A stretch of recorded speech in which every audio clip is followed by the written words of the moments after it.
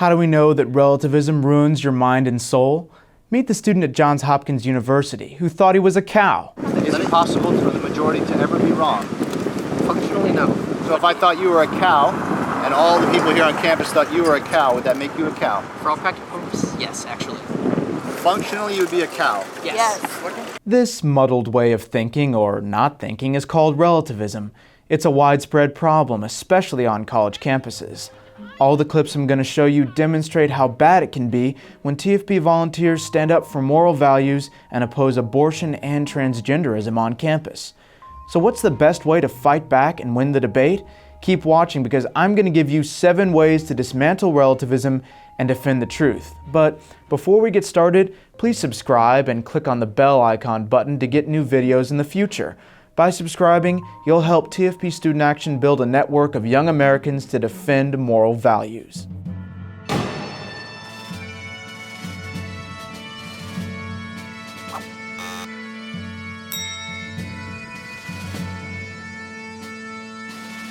Moral relativism is the view that truth and error, right and wrong, depend on your personal opinion or preference. Moral relativism denies the existence of objective truth by claiming that each person decides what his or her own morality will be. My body, my choice! My body, my choice! Take abortion, for example. Radical feminists insist that preborn children are blobs of tissue. That's how relativism works. If a woman says a preborn baby is a little nut, then her truth trumps scientific fact. It's not a baby, it's a little thing, like a little nut. It cannot survive outside the womb. So, were you a nut? Yes, at one point I was. Relativism hides behind a facade of catchphrases and lies. But when we examine them, the facade of lies comes crashing down. So let's dismantle the most common catchphrases of relativism. Number 1, there is no absolute truth. This cliche is self-defeating because it fails to pass the logic test. To claim that there is no absolute truth turns the denial of the existence of truth into an absolute statement. In other words, if you believe there's no absolute truth, then the statement that there is no absolute truth must be false. So how do you answer someone who says there is no absolute truth? It's easy. Just ask them, are you absolutely sure? Or do you absolutely believe that to be true? They're not going to know how to answer. No such thing as absolute moral right. That's my point. Are you sure? Yes. But you're saying the only absolute that you know of for sure is that there are no absolutes. And that doesn't make any sense. Number 2, what's true for you isn't true for me. Murder is never right. I don't know. I believe that. I'm always going to be pro-life. But I also know if I was ever put in that situation, I'm going to be pro-choice first. I just think you agree that the murder of a child is wrong. It's not black and white. It's not so black and white. And she's saying this because she's a female. We are Yes, females. yes, I so this is understand. why we are saying our answers are not definitive black and white as you as a male are saying murder is wrong. Abortion is murder. Her decision is always going to change because things always change. Yeah. When you corner a relativist in a debate, the escape route is usually a variation of what's true for you isn't true for me. But 2 plus 2 equals 4, right? It never equals 5, so to say that 2 plus 2 can equal 4 for you and 5 for me is false because it violates the principle of non-contradiction. And this principle is easy to understand because it states that a thing cannot be and not be at the same time. A mother who is praying for a baby. At the 3rd trimester, she hasn't delivered yet. Is that a baby? In her eyes, because she wants it. So, but that's the thing. It either is a baby or it's not, because it can't be a baby and not a baby at the same time. Without the principle of non-contradiction, we wouldn't be able to tell the difference between a man and a moose, between fantasy and reality. So there's no your truth or my truth. We only have the truth. Number 3, since moral values differ from culture to culture, it's relative. This is the multiculturalism argument, which claims that different cultures have different morals, but it's not true. In every society, values such as the right to life, justice, compassion, courage, loyalty, and honesty have always been praised. Yet murder, theft, greed, and lying have always been condemned. Some cultures might disagree on how to interpret these values, but all of them agree on the same fundamental principles. These principles stem from natural law, which are summarized in the 10 Commandments and the Golden Rule. Treat others as you wish to be treated. Without these shared values, societies would ultimately crumble, because civil law would lack a rational foundation. Without moral principles, there's no objective moral order, and without an objective moral order, there's no basis for civilization. We fall into the law of the jungle. Number 4, perception is reality. If I woke up this morning and said, that flagpole to me today is a gingerbread house, would that make it a gingerbread house? Yes or no? Perception is reality. In your perspective, it can be a gingerbread house. That's the thing. But Perception it is right or reality. wrong? If I say you're Michelle Obama, does that make you Michelle No, Obama? I'm gonna scream. I'm allowed to scream. I can raise my voice as loud as I want to. After banishing the idea of an objective moral order, relativists even try to change reality to justify the most irrational fancies.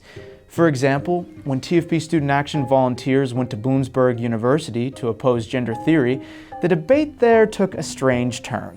If you felt like your name was Susie and you wanted to be a woman, would you be a woman and your name's Susie? Really? So let's say I feel beautiful that day, I'm gonna go and do it. So let's say that the next day you wake up and you're like, oh wait, I feel like an orangutan. So you're gonna go to your classroom and say that you're an orangutan that day. You're feeling. That's now really stretching. But yes, no, because if it's a feeling, then and you said it does change your nature, then that should be logical. So you would be an orangutan. If we really want to go into extremities, sure, you could. So you would be a monkey then. If someone decided that they wanted to do that for the rest of their lives or for that day, go for it. Really? That's not higher learning. A man is a human being and a monkey is an irrational animal. Your intelligence captures that distinction, and we don't have the power to change that reality. There is a verifiable reality, and our perception can only be true if it lines up with what's real. A man's not a monkey, and a monkey isn't a man. Period. If I thought that you were a tree, would that make you a tree? If it makes you feel good, then fine. I will be a tree.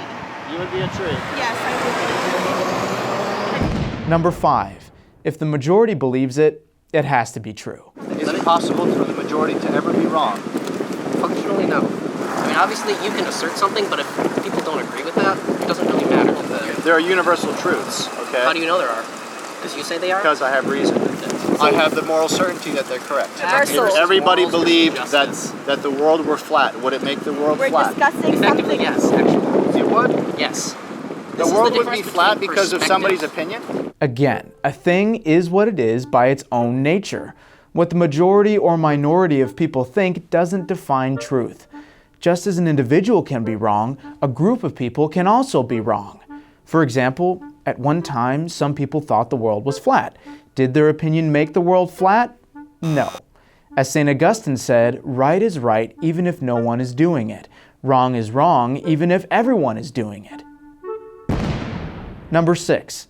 Morality is determined by situations and motives. I was trying to prove to you that we can be sure of things because of our reason, right? You can't be and sure you're of anything. saying you're not sure of anything. You guys are always going to be more sure about everything because you don't have an ounce of skepticism. I'm sorry that you guys know for a fact that like all these things that you believe will never be untrue, but that's just not how the world works. Okay, sir. Do you know that murder is wrong? Do I know that murder is wrong? Morality is relative. We also is murder right or wrong? Objectively, nothing is wrong. There are 3 criteria that make an act good or bad: the act itself, the situation, and the motive. This presupposes objective moral standards by which every action is judged. Situations, circumstances, or motives can influence or modify the nature of an act and therefore change the morality of it. For instance, to commit murder is always evil, but to take someone's life in self-defense is totally legitimate. Nevertheless, certain actions, such as abortion and blasphemy, can never be justified no matter what the situation or motive because they're intrinsically evil. Number 7. Don't impose your morality on me. Just because it's different doesn't mean it's right to impose your way of being onto someone else. Do you think there's an objective truth? I think the one truth is that everyone's just being, and that you can't control it. People who say, don't impose your morality on me, really mean don't impose any morality on me. When disorderly passions become the goal of life, every moral barrier that hinders the fulfillment of those passions becomes a burden. Do I believe in the Ten Commandments? I believe people believe in the 10 Commandments. What about you? I am a person who doesn't command or has been commanded. That's why the sexual revolution hates any kind of restraint, including the 10 Commandments, natural law, and even civil law. Should you be able to marry anyone you love? I don't see the problem with it. What if a man loves 5 women? That's up to him. That's What about 5 completely up to women them. and 5 men? It's completely up to them if they can afford to. That's Is what pedophilia right or wrong? It's something I wouldn't want my kids exposed to, but if they want to, then I am not one to tell them how to run their lives. Saying two people love each other, then they can do whatever they want. Exactly. So if a man loves a dog, can he marry the dog? Sure, if that's what he feels like. Moral values are like traffic laws. Without them, you have chaos and anarchy. Without objective moral order, social harmony breaks down. In fact, there's never been a civilization of moral relativists, and there never will be. More than ever, we need to defend what is true, good, and beautiful. Either we accept God's wisdom, or we sink into the muddy quicksand of relativism. To win the fight for America's future, we have to hold firm to our noble convictions and continue the peaceful crusade for moral values. Please join the good fight by subscribing to this channel. If you click on the little bell icon, we'll make sure you get our next videos. Thank you so much for watching, and God bless.